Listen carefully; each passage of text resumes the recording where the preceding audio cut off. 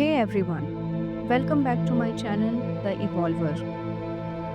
Festivals are supposed to be a time of joy, celebration, and togetherness. But have you ever felt the opposite? Like instead of being excited, you feel anxious, tired, or even irritated? If yes, you are not alone. In today's video, we will explore why festivals can trigger stress, what is happening inside us, and how we can turn that stress into calm enjoyment. Let's dive in. The hidden side of festivals. From childhood, we are told that festivals are about togetherness and happiness. But as adults, we often find ourselves juggling cleaning, cooking, shopping, decorating, hosting, and trying to make everything looks perfect. And then there is the social media pressure. Those perfect pictures and reels showing everyone else having the best time. So we start comparing. Am I doing enough? Does my home look festive enough? This constant comparison and perfectionism silently fuels stress. Why festivals trigger stress? The psychology behind it. Let's understand what is actually happening inside our mind and body.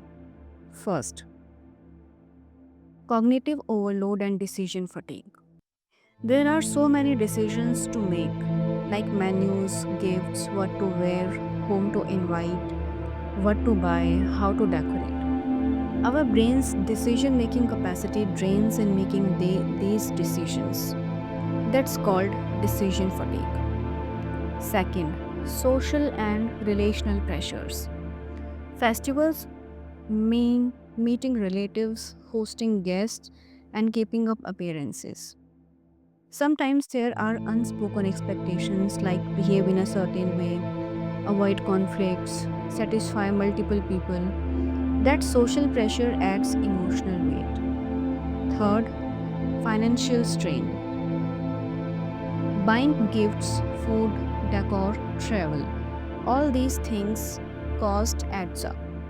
Even if you budget, sudden extra expenses or last minute buys pile pressure.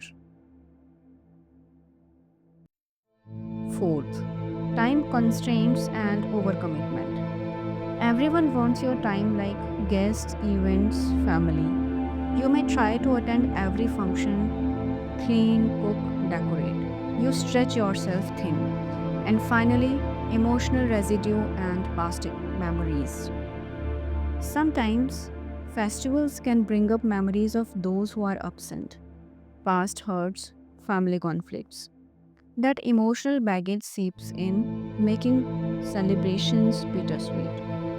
So, even though the world outside looks colorful, inside our bodies quietly releasing stress hormones like cortisol. We are in celebration mode on the outside, but survival mode on the inside. Case study. Let me share a case study, a story inspired by real people. Let's call her Anita.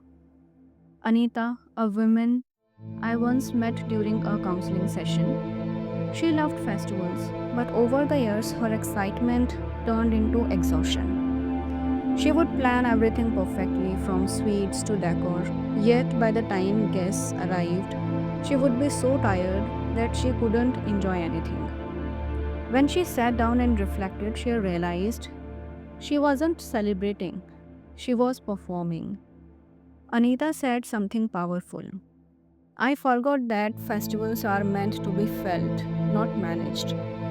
That stayed with me because so many of us are like Anita, running behind the ideal image of a perfect celebration instead of connecting with a real joy.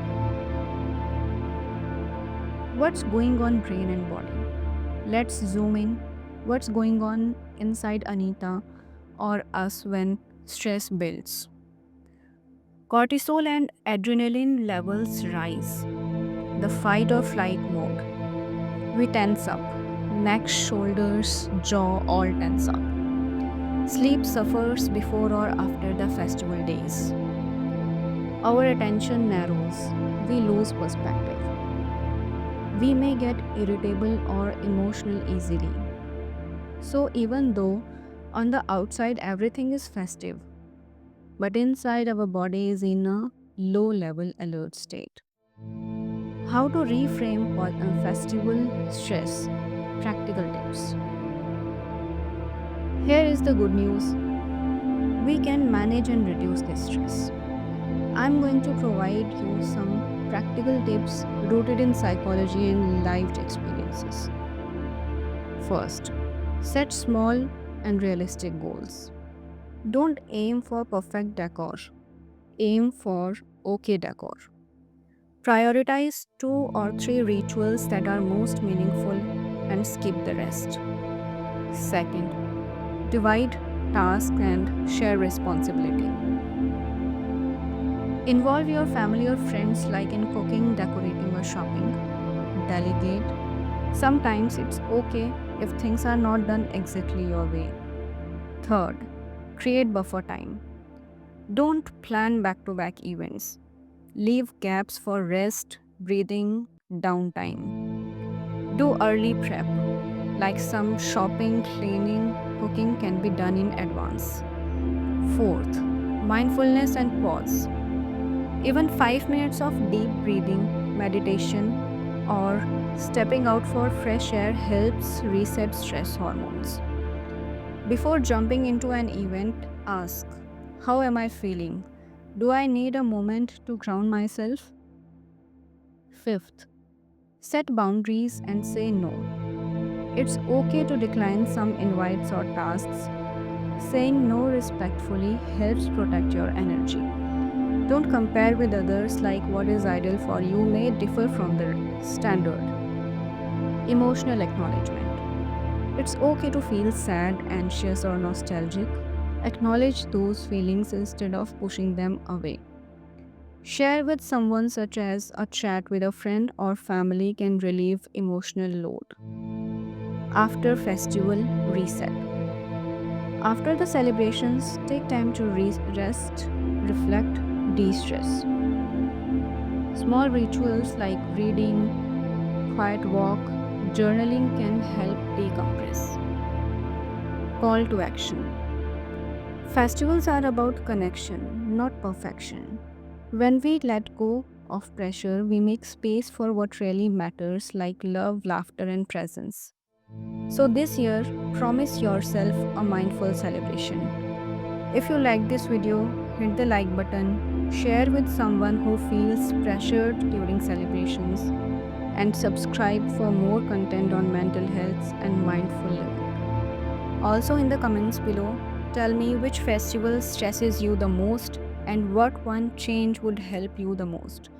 I would love to read your stories. See you next time. May your next celebration be lighter, more joyful, and full of presence. Thank you for watching.